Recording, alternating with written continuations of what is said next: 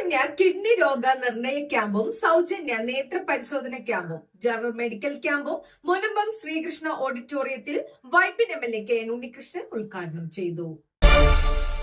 This news brought to you by Kalpaga Weddings, North Parur.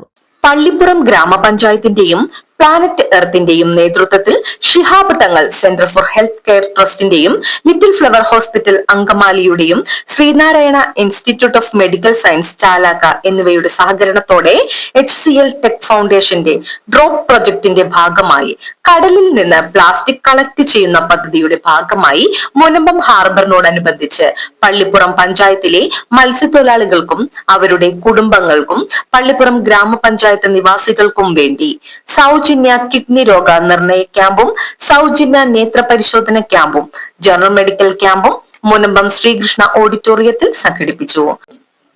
Pallippuram ഗ്രാമപഞ്ചായത്ത് president Ramani Ajayan അധ്യക്ഷയായി.